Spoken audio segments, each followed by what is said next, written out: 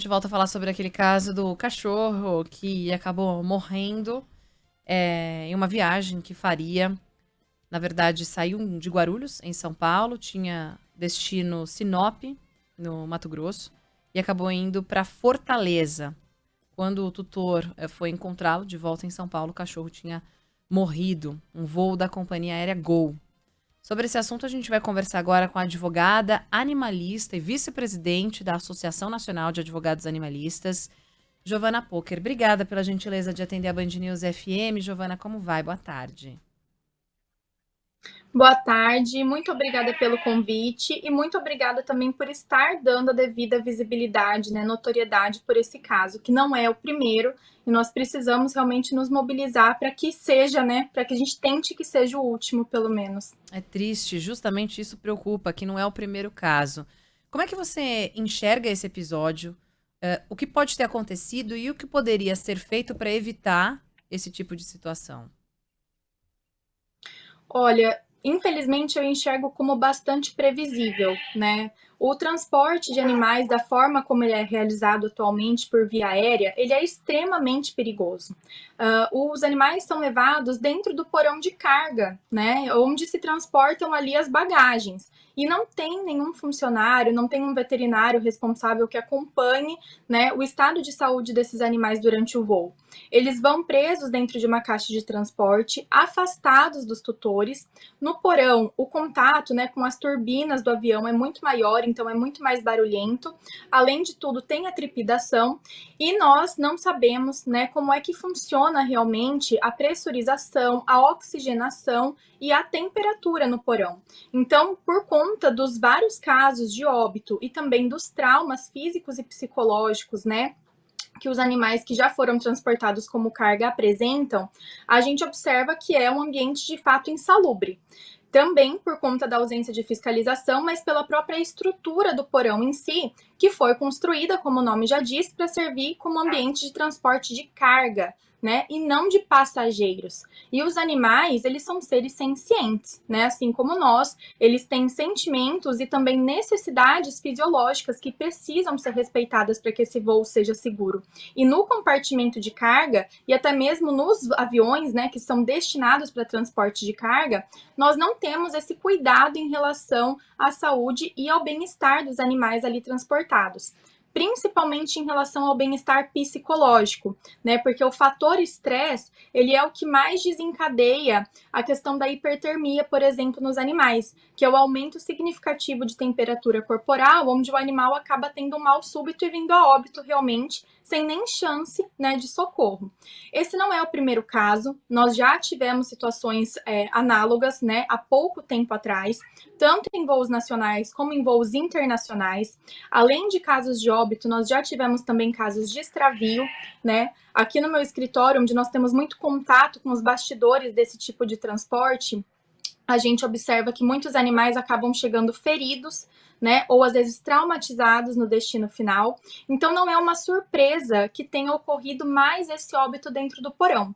Eu acredito que a única forma realmente da gente evitar outras tragédias como essa é exigir, né, que a ANAC e também o governo federal teçam aí regras, né, regulamentações efetivas para que o transporte dos animais passe a ser de forma segura. E eu, como advogada animalista, obviamente defendo que essa forma segura deva ocorrer dentro da cabine de passageiros, né? Porque é ali onde há maior fiscalização, a maior atenção e onde os animais vão poder estar acompanhados dos seus tutores durante esse trajeto, minimizando chances aí de mal súbito e outras doenças, né, decorrentes principalmente desse estresse por conta da separação do tutor. Isso independentemente do tamanho ou do peso do animal, porque algumas companhias aéreas permitem, por exemplo, que animais de pequeno porte, ou se não me engano até 10 quilos, viajem na caixinha, naquela cabinezinha, na poltrona ou embaixo do assento à frente, né, junto com o passageiro. Na verdade, a grande maioria das companhias até permite, né, esse transporte de animais de 8 a 10 quilos, somado com o peso da bolsa ou da caixinha de transporte dentro da cabine de passageiros. Além da restrição de peso, né, que é bastante baixa, 8 a 10 quilos somado com a bolsa e com a caixa de transporte, nós temos também uma restrição muito grande em relação ao tamanho desses animais. né? Porque a caixa de transporte permitida pela companhia aérea para transporte em cabine mede cerca de 20 centímetros de altura, porque ela precisa ser encaixada abaixo do assento da frente. Então, um animal nessas medidas e nesse peso, né, é extremamente difícil da gente ter aí no nosso dia a dia, né? São raríssimas as raças que conseguem se enquadrar nesse padrão de tamanho mínimo que as companhias aéreas permitem. A grande maioria dos tutores e dos animais que viajam acaba tendo que ser realmente despachada como carga, né? Ou buscando a via judicial para poder transportar esses animais na cabine. E eu até entendo, né, quando a gente pensa, nossa, mas como é que vai fazer com animais de porte grande? E como eu trabalho bastante com essa parte, né, nós entramos com ações contra companhias aéreas, onde o juiz determina a obrigatoriedade do transporte dos animais dentro da cabine, animais até mesmo de grande porte, de 30 a 40 quilos, a gente observa que é completamente possível, né, que os animais viajem dentro da cabine sem o uso da bolsa de transporte ou da caixa de transporte, mas apenas com coleira e guia, né? Obviamente, cada tutor precisa observar aí pelo tamanho do seu animal se seria necessário comprar um assento extra, por exemplo, ou se o animal conseguiria caber abaixo das pernas do tutor. Mas muitos animais de porte grande já viajaram dessa forma dentro da cabine de passageiros sem apresentar qualquer intercorrência, né? Então eu acredito que o mais adequado seria a companhia aérea liberar, né, esse ingresso de animais na aeronave, pode até limitar uma quantidade por voo, por exemplo, mas sem limite de tamanho e peso, e exigir, né, obviamente, a certificação sanitária dos animais, o que já é exigido, e também um certificado de treinamento ou de adestramento para garantir que o animal vai ter um bom comportamento durante o voo. Mas segregar dessa forma, né, os animais não humanos no porão das aeronaves, eu acredito que é um prato cheio para a gente ver outras intercorrências desse tipo acontecendo, porque realmente, né, esse não é um compartimento adequado e as companhias aéreas também não se preocupam ainda em ter, né, voos que eu digo pet friendly, onde a gente pode ter esses animais sendo tratados como passageiros, como membros de uma família multiespécie e transportados com o respeito e com a segurança que eles merecem, né? Assim como nós.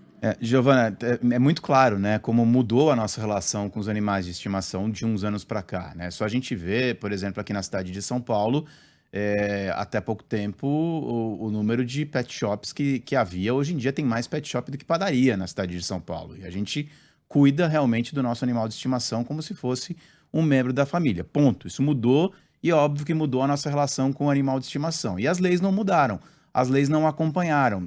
E existem várias ideias. Eu estava conversando falar do ar com a Débora falou, sei lá, de repente deixa as últimas 2 poltronas do avião, uma área do avião, para quem quiser, limita, olha, cada voo pode levar até X por cento de animais de estimação. Ideias não faltam, soluções, imagino eu, também não faltem. E a pergunta direta que eu quero fazer para você, existe algum exemplo em algum país de uma lei que pode ser usada, repito, de exemplo aqui para o nosso Brasil? Me parece um problema crônico internacional, né?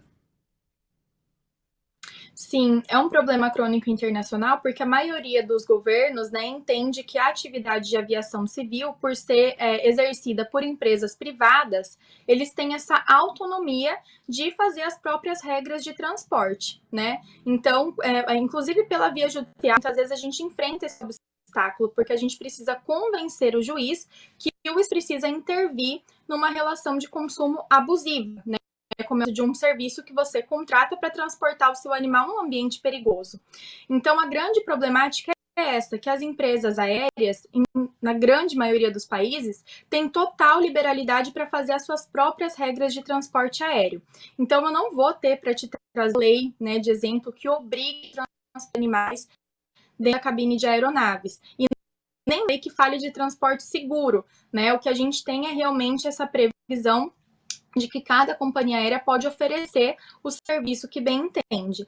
Obviamente, todas elas oferecem o serviço de transporte de animal como carga como algo extremamente seguro, né, muito profissional, que não tem nenhuma emergência. Mas a grande verdade é que nós vemos vários casos, não só aqui no Brasil, o caso do Joca, que já é óbito, que foram extraídos, mas também no exterior. Recente, nós tivemos com uma aeronave pegou fogo e todos os passageiros que estavam dentro da cabine conseguiram ser evacuados com segurança.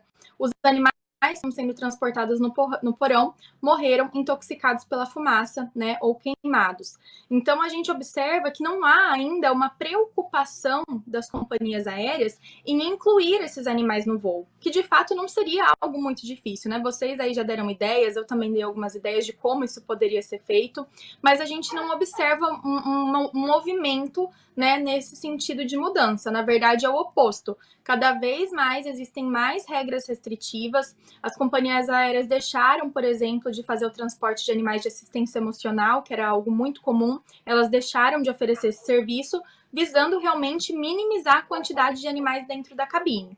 Mas, sinceramente, né, eu acredito que essas restrições têm um prazo limitado, porque a população não está aceitando mais transportar os animais como carga. As pessoas querem transportar seus filhos não humanos, né, junto consigo dentro da cabine.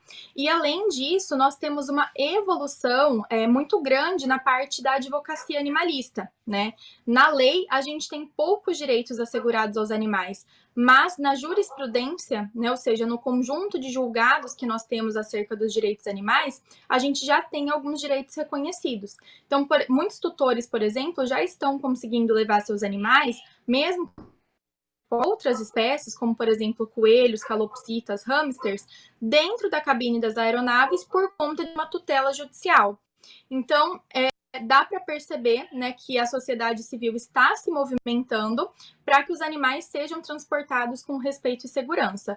Cabe às companhias aéreas atender, né, a essa solicitação, mas eu acredito que a gente precisa de uma determinação urgente da ANAC ou então a nível legislativo federal que impeça que o transporte continue ocorrendo dessa forma, né, que é bastante insalubre e perigosa. Sem dúvidas. Para a gente encerrar, pelo menos da minha parte, Giovana, eu sei que nosso tempo, infelizmente, é curto, mas duas perguntas aqui, rapidinho, se a gente conseguir ser breve.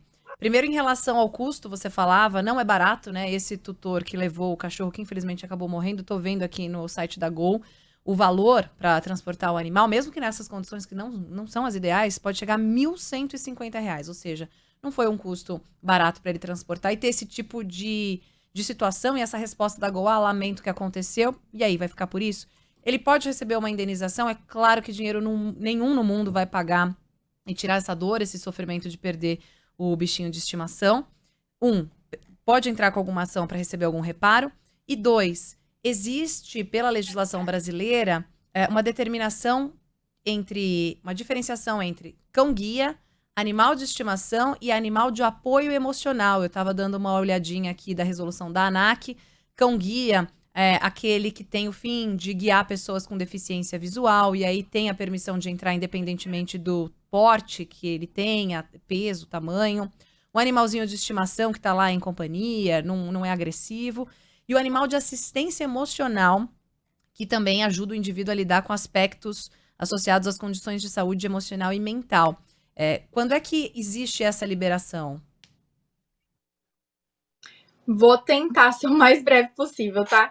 Vamos lá. Em relação ao primeiro questionamento, né? Obviamente, essa família tem total direito de receber indenização, tanto material, né, com o ressarcimento de todos os custos com esse transporte pela Gol, e também uma indenização pelos danos morais, né, causados, que eu acredito que tenha que ser uma boa indenização, até porque a vida, né, é um bem irreparável. Depois que esse animal se foi, nada vai trazer ele de volta. No entanto, acredito que a família tenha sim que buscar a via judicial para ter essa reparação, medida educativa, né, para a companhia aérea. Obviamente que toda essa repercussão já está gerando, né, algum custo aí para a companhia aérea, mas ter uma indenização processual e uma sentença condenatória também vai ser bastante válido para que eles repensem a forma de transporte dos animais. E em relação ao segundo questionamento, né, sobre a questão da diferença entre o animal de suporte emocional, o animal de serviço, que seria o cão-guia, e o animal de estimação, nós temos sim regulamentações da ANAC a respeito, né? Então, o animal de estimação, ele vai ser levado dentro da cabine da aeronave quando e se a companhia aérea permitir, né? Então, a companhia aérea pode perfeitamente estabelecer ali regras de tamanho, peso, espécie permitida e até mesmo de raça permitida, tá? Em relação ao cão-guia e outros animais de serviço, como, por exemplo, o cão-ouvinte, a companhia aérea não pode impor nenhum obstáculo, porque nós temos uma legislação brasileira que obriga que esse transporte seja realizado junto ao passageiro, e também existe regulamentação da ANAC no sentido de determinar que o portador de necessidades físicas especiais deve estar acompanhado com o seu animal de serviço dentro da cabine da aeronave.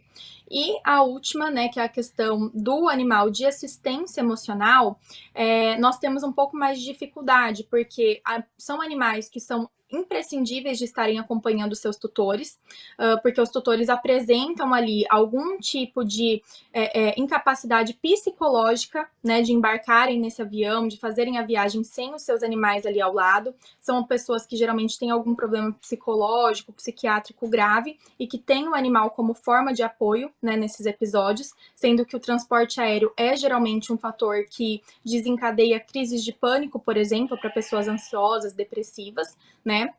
E as companhias aéreas ofereciam esse serviço, né, com muita naturalidade há algum tempo atrás. Porém, há uns 3, 4 anos, as companhias aéreas deixaram de oferecer o serviço de transporte de animal de assistência emocional, que consistia na permissão para que o tutor viajasse com o seu animal na cabine, independentemente de porte, né, de tamanho, de peso. E atualmente o que resta para essas pessoas, né, que possuem aí um animal de grande porte ou médio porte e que não se enquadram nas regras da companhia aérea, mas que não podem viajar sem o animal, é realmente a via judicial. A ANAC até tem uma regulamentação sobre isso, né? Fala que os animais de assistência emocional podem ser transportados dentro da cabine de passageiros, mas deixa a cargo das companhias oferecer ou não esse serviço, o que acaba gerando, né, muito estresse, muitos prejuízos físicos e também emocionais para as pessoas que têm algum problema psiquiátrico e não podem aí viajar com seus animais. Por isso, né, a gente observa uma crescente na advocacia animalista em relação a ações nesse sentido, de obrigar as companhias a fazer esse transporte, que não é somente por uma convencionalidade do tutor, mas sim por uma necessidade de saúde também. Giovana Pocher, advogada animalista, conversando com a gente. Muito obrigado pelos seus esclarecimentos e até uma próxima. Até, muito obrigada. Obrigada, Giovana. Tomara que a gente consiga evoluir nesse aspecto também. Agora,